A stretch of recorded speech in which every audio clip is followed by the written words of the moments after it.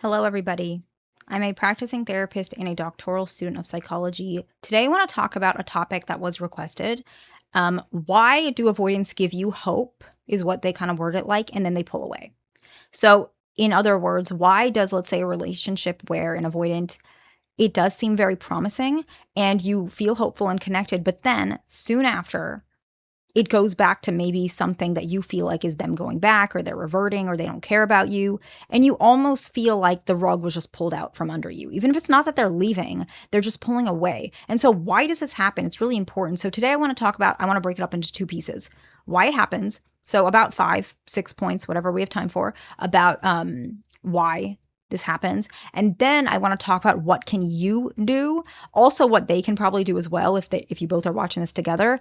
Why is this happening? So the first one is that they are slowly getting comfortable with seeing how they feel around you, with you, and their life with you involved.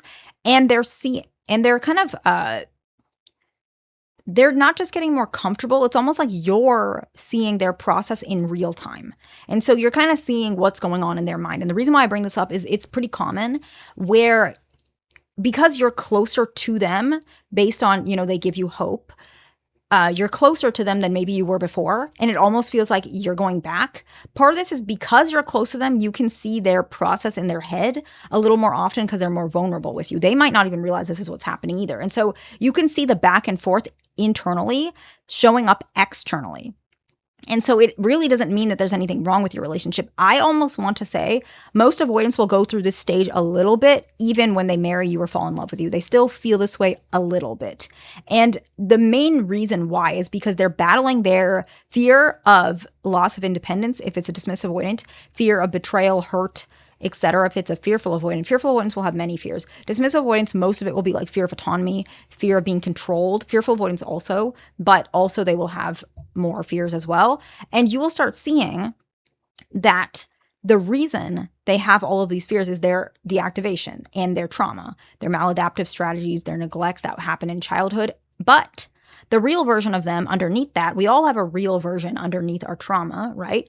That person loves you. And so it's almost like there's a negotiation happening inwardly. It might not feel like that, but how can they still be themselves and their fears that they've built for so many years, their protection, they think it's a protection, without losing you? And so you'll see that hope that you feel. They got really close to you and they're kind of pulling away. They're just doing this. Usually it's going to process throughout and it's going to get better. If that there's no other triggers happening or triggers are minimal, typically they'll get out of this themselves. The next one is they are overwhelmed by their feelings for you. This is going to be even more common if the avoidant is pretty unhealed.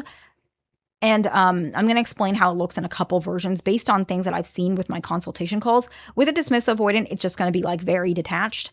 And there's not going to be a very obvious fear, but it's going to be very detached. So a lot of times you might think they just don't like you. With a fearful avoidant, it's almost like literal fear. Like a lot of you guys have said some fearful avoidants that you've been in a relationship with or dating, etc. They literally like shut down or run, like they leave the room. Okay. And yes, that's true. I'm not trying to say that's a right behavior, but there's trauma involved. And so, yeah, they do behave like that. And so what's happening is the emotion that they're feeling is love and connection and etc. Because love is a lot of components, but feelings is one of them. What happens is that feeling is so overwhelming. They do exactly what they have been taught to do ever since they were younger. With fearful avoidant, a very heavy emotion, typically that means, okay, something bad's going to happen. And so that's why they run away. With a dismissive avoidant, okay, this is an emotion I can't control. It makes me look weak. Let me flatten it, which is why they look very bland. So there was a feeling originally. That's why they behave a certain way afterwards. If there was no feeling originally, they would not have a behavior afterwards, if that makes sense. So you triggered their feelings, but it's because they care about you. And so again, this is something they will have to process and work through, but we'll talk about what to do later in the video as well. So the next one is you might actually be seeing them react to other stressors you just didn't notice before because they weren't as close to you. This one is really, really common. And I would say these calls are interesting when I have calls with you guys where this is the issue, because it's kind of unfortunate you can't really do anything, but there are things you can do to kind of wait out the time or communicate, but it's not you. That's the part that a lot of people miss about this one. If an avoidant, let's say we have a dismissive avoidant male, okay? He is working and maybe he has a really stressful meeting on Friday, and let's say today is Monday, okay? And this meeting that he has is eating up his emotions, eating up his time. So he's incredibly distracted. Avoidance can be sometimes very one-track minded when it comes to certain things, when it comes to work, when it comes to stress. A lot of times it really affects them. And so what you might see is they're trying to get rid of that stress because it's a feeling and they don't like that feeling. And so they might lean into hobbies more, they might distract themselves more, and they might avoid you to some extent because you also add more feelings on their plate because they care about you, which is just going to make things more overwhelming. So what happens often with this one is once that stressor goes away, they're fine again. Now, another thing that can happen, okay, and I've seen cases like this a lot, and if you want to book a call with me, it's pinned in the comments. Sometimes, especially with male avoidance, they might have a little more temper during this time. And so that, if that's happening, I would recommend a little bit of a different approach than the approach that we're going to talk about later. And I'm just going to briefly say what to do. Set a boundary quickly and say, don't raise your voice at me. I understand you're stressed, but please be mindful of that. I'll give you space if you need it, but please, make sure that we always talk to each other respectfully. Say it right away. With the temper one, don't let that fester because it's not healthy for you to be in a situation like that. And I would not, I don't recommend anyone staying in a situation. I'm not saying break up, but I'm saying I don't recommend you not setting a boundary when someone shows you anger. Okay, so please keep that in mind. The next one is that sometimes maybe you're asking for more than they're ready for. And so they pull away to process that. They might be okay with it. They might come back and say, yeah, I'm okay with doing that, but they need to process it. And usually their process to process emotions is they pull away. Okay, so the next one and the last one, and then we're going to talk about what to do, is sometimes they revert to their default state and it has nothing to do with you.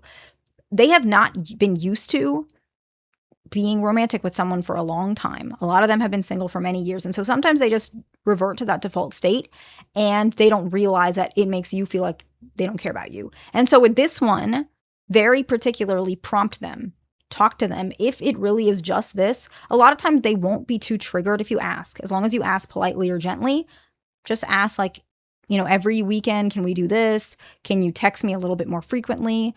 If you don't, I'm not going to get mad. What's the compromise? How can we meet in the middle? But this one is not too difficult. And I would say that for this one, I would recommend you bring it up more sooner than with the other ones. So what do you do? Again, the timelines for all of this is different because as you can see, the reasons why an avoidant pulls away when after giving you some sort of hope is different. It really depends on your relationship. And so I try to put as much details as possible in these videos so that anyone who is not able to see me for a consultation call, they can still get a lot of information. But again, I can't get every single point, but those are some common ones I see when I see you guys. And so what do you do? Take inventory of possible stressors. Inwardly, even if you want to ask them, what are the possible stressors going on in their life that could be affecting these things? The next one is take inventory of any triggers from you and from them, because your triggers can trigger them and their triggers can trigger you. So all triggers, right? You guys are in a relationship or a connection to some extent, all triggers, okay? The next one is wait a bit and see if they return back to a connection with you. For example, if it's like stressors, give it like a week. If it's grief, give it a month or two. And then see if it's getting a little bit better. If the issue is that they were angry with you, that needs to be said right away, just like I said. And if it's reverting to the default state and has nothing to do with you, there's no stress, you can bring it up sooner than this. So again, keep in mind the timelines. And then the last one is have a conversation about it. It doesn't mean that you have to be rough about it. It doesn't mean that you have to be angry about it, but you need to say something because a couple reasons. And I've told you this in my calls. If you've had a call with me and something like this happened, I've told you something similar based on your, particular case. If you don't say something, they're going to think it's okay because for a long time it was. I almost guarantee you that people have not really told them this because a lot of avoidants just avoid relationships. And if you have this conversation, not only will it help them to step up, it will also bring awareness about their attachment issues. A lot of people, a lot of times you guys will say, well, how do I tell them they have attachment issues? I'm going to make a video on that, I promise. It's on my list. But another thing that you guys sometimes don't do is you don't have the conversation that's very important for them to be aware. You have to prep them before telling them. Anyone who has been an avoidant, I used to be avoidant, anyone who is with an avoidant, you will know that saying something critical right away without any prepping can be really it can be very triggering and it will not land properly. And so prepping is by having some conversation such as this throughout the relationship that allows them to have some awareness that maybe something is a little bit, might be helpful if it was adjusted. It might make their life easier. It might make your life easier. And so having a conversation, I've noticed you were stressed. Is there anything I can do? I noticed that after your conversation with your boss, you've been in a bad mood. It's because I care about you, but I also feel like you've been a little distant. We've been distant from each other. What can we do to meet in the middle? Having those conversations brings awareness. You didn't say you're stressed, you don't know how to handle yourself. You didn't say that. You just said, I noticed this. Is there anything that we can do? You can even say, what do you think? Let me know if I'm wrong. Doing these things allows the communication to be softer, but bringing subconscious awareness to their attachment issues. So I hope this video is helpful to somebody. Please like, subscribe. I'll see you in the next one.